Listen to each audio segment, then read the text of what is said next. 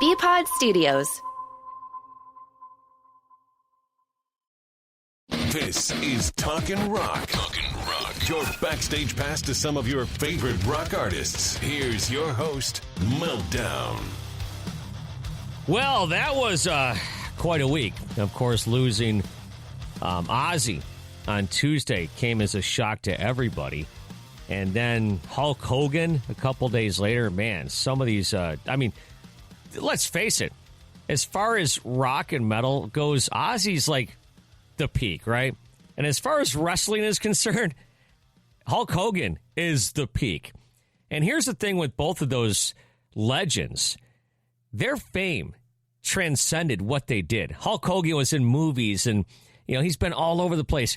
There's not a place in the world Hulk Hogan couldn't go where somebody wouldn't recognize him. Same with Ozzy. I mean, the Osbournes put him on a different level. That TV show back in the early 2000s on MTV. And he became the Prince of Darkness. And it's really sad that we live in a world now without those two legends. But happy that we were here to witness them for sure.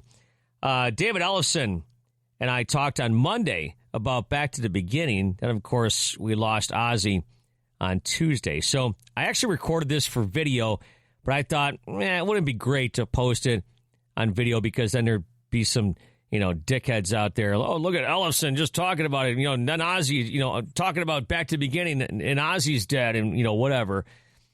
So anyways, I did talk to David after, actually on Tuesday afternoon, and he told me the impact that Ozzy had on him. And, of course, just a ton more. So here's that, and then we'll go into the interview with David right afterwards. There are no words, right? We were all just making music and laughing and having a great time. I remember a couple moments just, right after the show, I was in the VIP, and they wheeled Ozzy in, and he looked over and he saw me. He said, "Hey, come here." So I came over and said hello. He was just beaming. He had that after show glow. He was just beaming. And we had a couple of, I wanted to get a photo with him, and we were chatting for 30 seconds or so. Then all of a sudden Jack got up and quieted the room, and next thing you know, Sid the Third starts proposing marriage to Kelly Osbourne right there. Yeah. Okay, this is why everybody's here. It was basically you're literally standing in the Osbourne family living room backstage watching this go down. So life was, the circle was complete.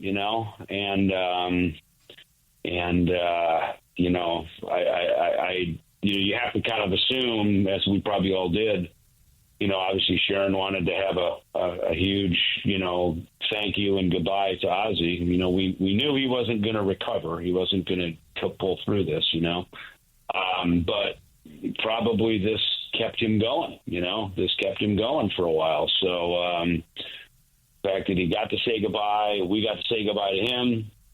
And, what a beautiful thing, So, yeah, that was it, right? It's sad, obviously, because he's no longer with us.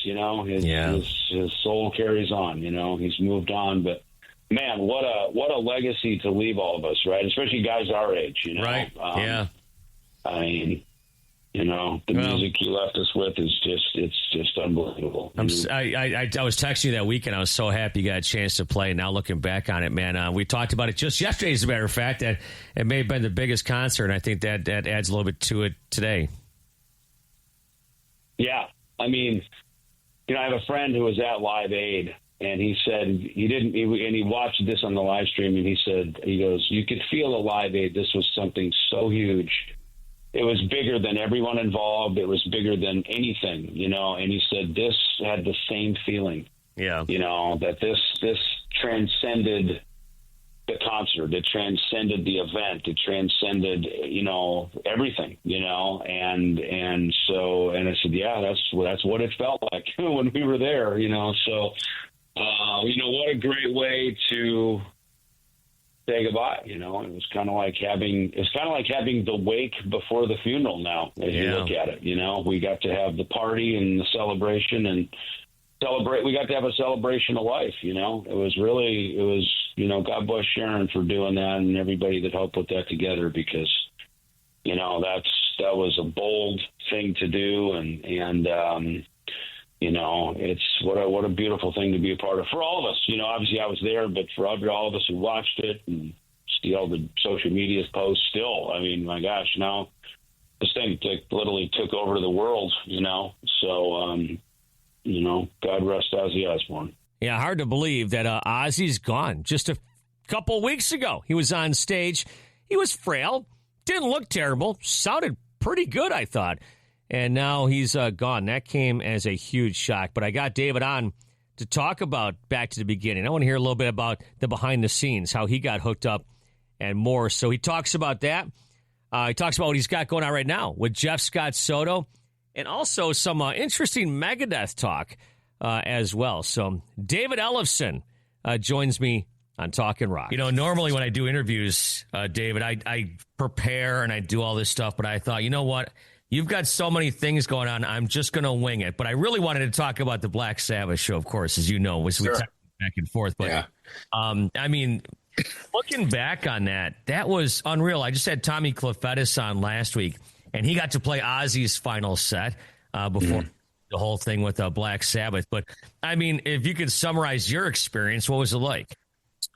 What you saw, if you saw anything online, if you happened to catch the live stream, that is exactly what it was. It was that same heartfelt, generous feeling. Everybody was there to give. No one was there to take. No one was making it about them. Everyone was really making it about the retirement, of Black Sabbath and Ozzy, at least from touring.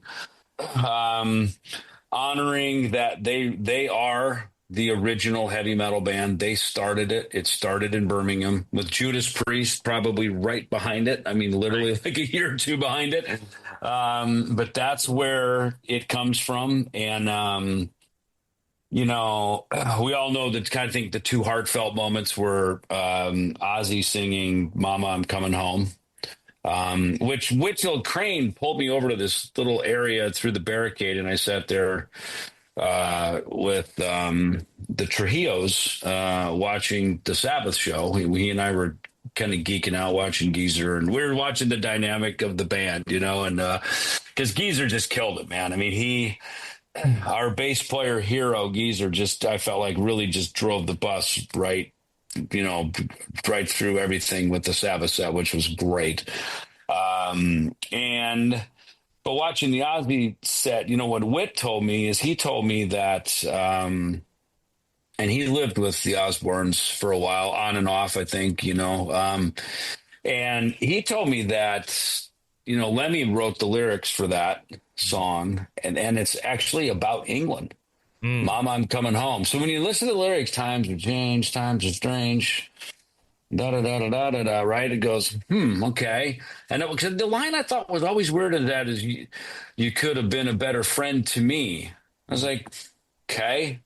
So is this, I'm mad at my mom? And then when Dwight said it was about England, I'm like, that makes sense, right? Because think about like Lemmy and Ozzy leave England, move to L.A., right, where they kind of, spend a lot of their time, right? So, Lemmy wrote the lyric, but Ozzy's got to sing it, so it obviously has to be somewhat personal to him. So I thought that was a very interesting dynamic. So I'm going with what Whit said. Whit's got some kind of cool insights, So, look, Mama, I'm Coming Home for sure was the big heartfelt moment. Even more so, he's coming back home, to where he started. And then also, obviously, the Youngblood performance of Changes. And then I did a little, looked up, so apparently that was about when Bill Ward went through a divorce back in the early 70s.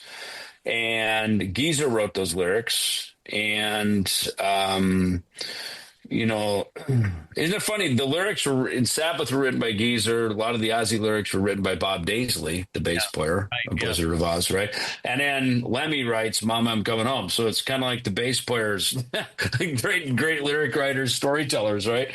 But, Changes was just phenomenal, man. I mean, I stood stage left and watched that, and it was just unbelievable, man. I mean, that that was like anyone who's seen the Queen movie, lately, right? That moment at Live Aid at Wembley Stadium, right, where Remy Malek, of course, plays Freddie Mercury.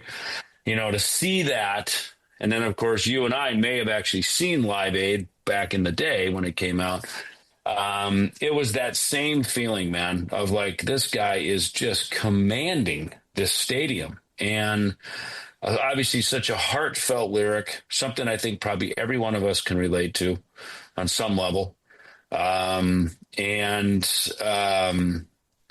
just incredible. So, I mean, those are a couple of the takeaway moments. I mean, look, Steven Tyler killed it. Right, yeah.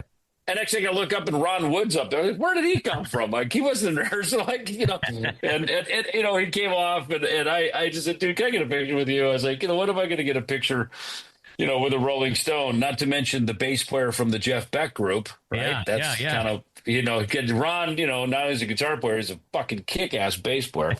And so those were the moments I think that were just super cool, and it was just everybody was in a chill mode. When we did the big photo, with Ozzy, everybody was there. We were all hanging out. It was super chill. Everybody's a fan of everybody else. Me and Sammy Hagar got a bunch of really good bro down time together, which was super nice. So it's just everything of it. And me and Steven Tyler, I hadn't seen him in God, probably since he threw us off the Aerosmith tour back in 1993, and but it's we had some great talks. We didn't even bring that up. I don't think he cared. I certainly didn't care. So it was kind of like there was just all the right people were there. They all had the right spirit, the right attitude, and it was just a great. It was literally like going away to summer camp. It was just so freaking cool, man. It was awesome. You talk about Geezer writing all the lyrics and stuff. I interviewed him last year, and he said when Ronnie James Dio joined the band, it kind of took a little bit of the lyric writing weight off of his shoulders a little bit. Mm-hmm. Hey, so you were with Whitfield Crane, which was, I saw your picture. It's so funny. I don't know if you saw my comment on Facebook or whatever, but you're outside with a wool hat on and like a winter jacket and pants, and Whitfield's in a baseball hat and a shirt and shorts. What's going on here? Well, he's a California kid. I'm a Minnesota kid, right? So, we always used to joke about that Soundgarden lyric from Outshined, right? Feeling Minnesota. Feeling Minnesota. Yeah, look in California, but feeling Minnesota or whatever. Yeah, so that I think me and Whit are a good example of that. I love Whit, man. He somebody asked me, goes, dude, what was up with that backpack? He got done singing and he goes over and picks up his backpack and goes, dude, his whole life is in that backpack.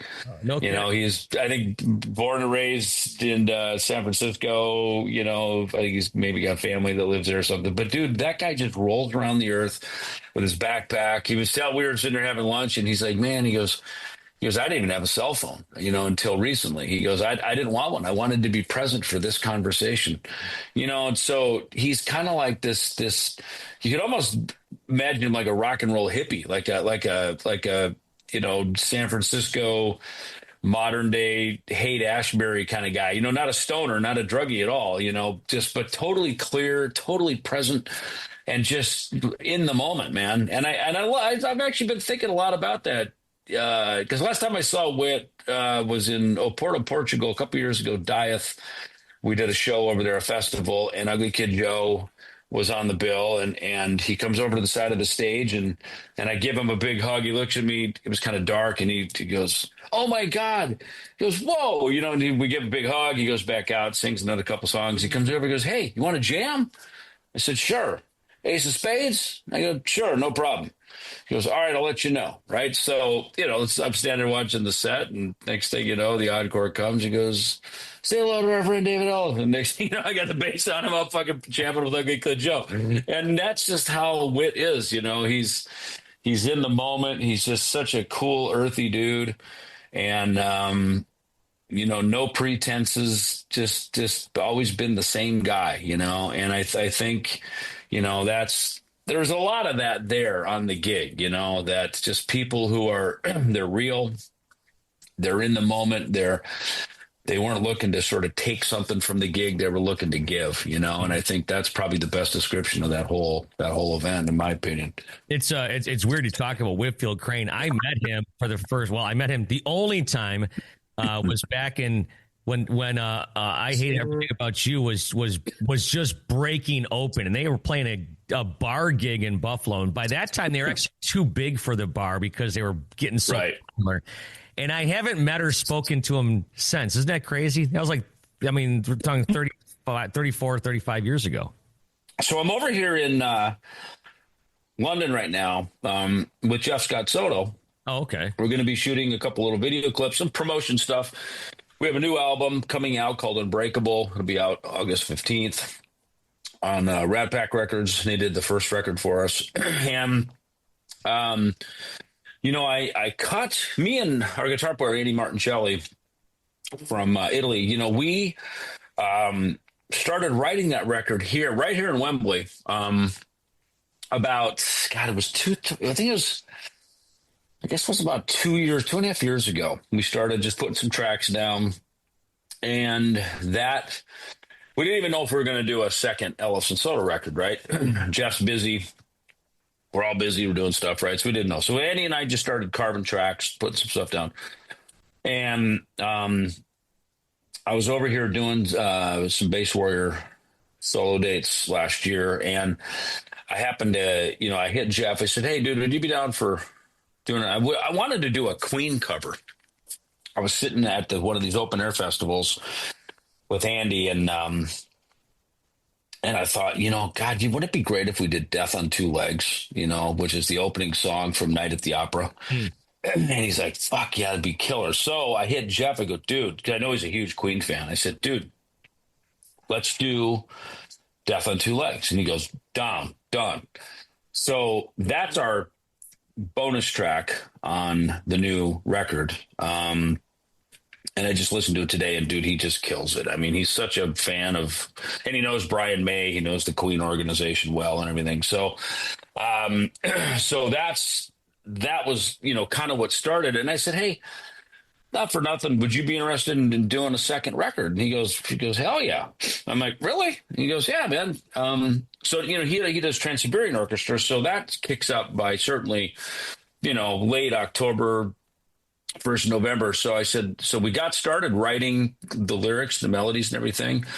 And we got that done before he started the last TSO tour. And so we got everything done in the can with the tracks by, first part of November last year. Rat Pack re-upped for another one. We had our friend Chris Collier mix it. In fact, Chris was working on the Korn album, and in between, recording vocals with Jonathan Davis, he was mixing our record in between that, so, the record's done, and I just listened to it today, and, I don't like to brag about my work, but dude, it's a really great record, man. It's really good. I think it's some of my finest bass playing that I've done, and it's a heartfelt record, and it's just I'm a fan of it, and I like when I'm a fan of stuff that I've done, especially when I step away from it for a few months and I come back to it and I go, okay, does it hold up, or does it sound dated? Were we just high, or what were we thinking when we did this record? And I listened to it. I just go, man, this is really, it's a really strong record. So I'm super pumped about it. And lyrically it's strong. So yeah, I hope people check it out. It seems like the responses to it so far are really good. And I'll get you a track so you can spin it if you want as well. It's super good. Yeah, for sure. Now, I wasn't thinking about this earlier, but, you brought it up. So you look back on records as far as Megadeth's concerned. What's the peak of Megadeth in your estimation? What's the album that you think stands out? I go back to Countdown to Extinction. Okay. And that to me, because there was such a culmination of a lot of things. The 80s were, your first record is just, you throw it up against the wall. This is it. You're in there trying to figure out who you are, right? As you're in that process, and I always find second records, which this would be for me and Jeff Scott Soto as well, the sophomore record, if you will. I find them are usually the next level. They're the next big step up because you've kind of figured each other out a little bit. You know how your band is working. People are excited at the opportunity. I mean, if with Megadeth, it would be Peace Sells. We were thrilled to get another shot. We thought, because our experience with Combat Records was so cantankerous and just, it was just such a rub that the fact that, they came back to us and, tripled our budget so we could actually make a better record in better studios. And, so that's, for me, that's that got that going. And then, of course, we started the lineup changes on album 3. It was So Far So Good Sweat. A lot of fans, they go to Rust in Peace. And I understand why, but that was also a lot of wind in our sails, album 4, is a pretty critical album for a band. So by the time we got to Countdown to Extinction, I felt like we were, that was album 2 of that lineup, right, with Nick and Marty. And the first one that we did all together as the 4 of us, because really Rust in Peace was me and Dave. Started with Chuck Beeler, and then we brought in Nick Menza, and then finally, right before we went in the studio, Marty came in. So, a lot of that record was already, kind of, ready to sail by the time Marty got involved. He had some significant contributions, of course, but I think Countdown is when we really learned, we became a band. And then, even Euthanasia, we recorded, that album is basic tracks recorded live together. Without overdubs, and I listen to that. I go, I can't believe we played that good together, and then of course you go to, Cryptic Writing. So, there's like that whole stretch of those 4 records together. That was a pretty good canon of work right there, and that was one lineup, mostly one manager. It was a real team, and that the team won the game, not any one individual. Yeah. I remember I was working in, metal radio at the time, and I say that I was on an AM heavy metal station, and we were playing Hangar 18, and we were playing all that stuff. And that record kind of almost like it kick-started it. And then once, Countdown comes out, Symphony, I mean, it just blew you guys up. Yeah. Symphony was, that song, by the time we got that done in the studio and Max Norman did the edits and really, trimmed it, crafted it into that song that it became, that felt like we had really arrived. Like we were really in the big time, you know what I mean? And it came in at number 2. It was only number 2 next to Billy Ray Cyrus because he had that big single Achy Breaky Heart, right? And that song was so strong, and as you know, country radio is a huge force to be reckoned with. That it was pretty hard to knock that one out of number 1, but we sold I think 250,000 records that week, and in our first week out of the box, and that's pretty friggin' huge. The thing went on to sell 2-3 million records, around the world eventually, and probably 3, almost probably closer to 4 now. Yeah, and that. That set us up, and then, after that, records kind of naturally started selling a little bit less. But of course, then we had Seattle music. There was a lot of other things, outside forces, but that Rust in Peace heading into Countdown, that was really where everything lined up. And I think we made really great records. Those songs were well written, and we had just the right team around us of producers and managers. And, there's a whole lot that goes with that, and, a manager who got Capitol Records and EMI, our music publishers, got everybody marching in the same direction. There's a whole fucking team, and a worldwide team. When you're dealing with a beast like, Capitol and EMI, you got to get the whole company rallied, behind something like that. And our manager did a great job with that. So there was a lot that went into that. I remember a conversation I had with a musician in Buffalo where I was living and working at the time.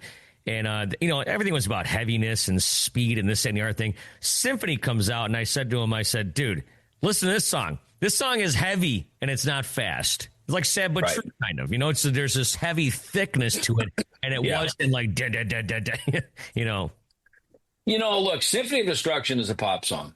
Say what you will, it's a pop song, right? It's like, I listened to Linkin Park, and to me, it could be Backstreet Boys with some distorted guitars. I mean, it's like it sounds, like I don't want to call them a boy band, but it sounds like that, right? That it's just, but it's crafted in a way that it sounds heavy into that world. And I'm talking about the stuff from the '90s and the 2000s. Not the current stuff, but for Linkin Park. And I just use them as an example. But, there's a lot of, really, when you take a great song, it's the old adage, if you can break it down on an acoustic guitar and strum it and sing it right here in a room, right here, is it a song or not? Does it connect? And again, let's go back to the Sabbath gig, right? Youngblood up there singing Changes. A cappella, at the end of it, he was killing it. No one's even playing. Adam Wakeman, the keyboard player, he just sat out and, it's like you thought the song was done. Youngblood goes back out onto the fucking ego ramp for give me one more, and sings it and gets the audience singing. That's when you've got a song. When the whole world sings it, they know the lyrics, they know the melody, they can't wait to sing it some more because of. I mean, I get goosebumps. You just that connection is there, and all 43,000 people in the stadium are singing it and feeling it. And by the same token, a few hours later, you see Metallica up there, crushing through Battery, and their set. It's the same thing, right? It's like these songs are such epics and have connected to millions of people around the world now for decades, that when, that's why Metallica can command a stadium like it's a club. They come in there and they just level the place, and that was one of their best performances I've seen in a long time, man. I thought they just came out like it was 1981, 82 Black Album. You know what I mean? So, it was pretty devastating, pretty annihilating, I should say, to watch Metallica come out that day. They killed it. So wrapping this up here, would you say, where does that gig rank in your lifetime as far as gigs you've played? It was a one of a kind. I mean, look, it sits up at it's a number one position, right? Because look, the Big Four had that same feeling around it, right? When we did that back in 2010, it was our community globally coming together to rally and support our love of this music, the success of it. It wasn't just the success of the four bands. It was the success of all of us that were part of that scene. Fans, agents, managers, the crew. I mean, Metallica's got guys who've worked in that crew since Ride the Lightning. You know what I mean? That's how long. You know what I mean? So everybody that had been part of that was a celebration. Of course, they broadcast it out into the movie theaters that night that we did the live from Sofia, Bulgaria thing. So I had that experience once with that. And of course that was for a couple of years we did those, but that feeling that night that we broadcasted out, that where you knew everybody around the world was watching it. I had friends in Phoenix going to see it, turning theaters into mosh pits, Yeah. This was of that same level, that, it was a retirement party. It's what it was, right? It was like, it was a retirement party. And, I brought Ozzy and Sharon some Ellefson coffee. I thought, she always show up, to the party, bring something, bring some brownies, bring a flower, I don't know, bring some champagne, whatever it is. I'm a coffee guy, right? Bring some coffee to the party, and, it changes the playing field when everybody's there to think about somebody other than yourself. You know, it gets rid of the, where's my limo? My dressing room's not the right size. Where's the caviar? You know, all the fucking eccentricities that you hear about from rock stars, true or not, right? But it just got rid of that. You know what I mean? You know, Ozzy's dressing room, Metallica, Guns N' Roses, everybody's right down the same hallway. That's why you could just hang out. Everyone was out hanging out. No one's sitting in their dressing room. You know, Axl was out. I mean, you know, and, you know, and so, you know, he wanted to be there. So, you know, you know, first it was Slash and Duff, and I think Axl got word and was like, fuck, I want to go. You know, let's bring Guns N' Roses. Let's do this up. And it's funny because Guns had just played there like a couple weeks before. Right, I saw that, yeah. And I think that, didn't they just play there again? I mean, they practically lived there in Villa Park. You know, they played there a bunch, you know, so... You know, but then to come back again, and they were killing it, man. Guns was on fire, man. They were playing so good. I mean, they always do, but I mean, it was, you know, everybody was stripped down too. You know what I mean? It was kind of skeleton crew. Skeleton meaning, you know, pretty basic backline, basic crew. You know, everybody didn't have all their, you know, creature comforts, right? It was kind of, you know, fly in, you know, do the gig. So, you know, when everybody's sort of on the same playing field, you know what I mean? And everybody was required, of course, to play a Black Sabbath song. And so I found that was interesting, the songs that were chosen. You know, I told Slash, he goes, dude, Never Say Die. I mean, because Megadeth, we covered that on the Euthanasia record. We did a cover of that for as like a B-side.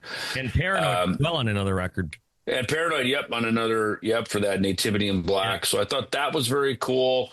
I was just stoked I got to play with Jakey Lee. You know, I'd met Jake once before at NAMM because we're Jackson Guitars. He's a Charvel. I'm a Jackson guy. So I got to meet him just briefly. So it was great to play with him. We were kind of travel buddies, hang buddies, you know, so we sort of were buddies for the week. You know, we were always in the same, you know, van to and from sound check and the gig and stuff. So, you know, it's just great just to, you know, become friends with the guy, you know, and, ask a few questions about some stuff. And, you know, so, you know, we all kind of got to have our fan moments. We got to have our buddy moments. And then it was time to get on stage and melt faces and kick ass, you know? So it was really such a cool deal. Well, I was happy for you, and really glad to see you and Frank up there, and some of my other friends, and some of my friends that were there that didn't play. You know, they were just there as fans. And well, I'll tell you what, dude, it's always great to talk with you. We could talk for another 6 hours, I'm sure, but I've got to cut out. But listen, thank you so much for taking some time in London to tell me about this great concert. Yeah, you're welcome, man. Thanks for hitting me up, and I'll be back stateside here in a couple weeks, ready to do a bass story and some conventions with Chris Poland and get back over that side of the world. So, have a good summer, man. Good to chat. Thank you so much for checking out Talkin' Rock, as we'll do it all over again next week. I've got some interviews already lined up, and keep an eye out on the videos, online at WRIF.com. But of course, on Fridays when we drop the Talkin' Rock with Meltdown podcast episodes. And like I said, just looking forward to getting this week over with.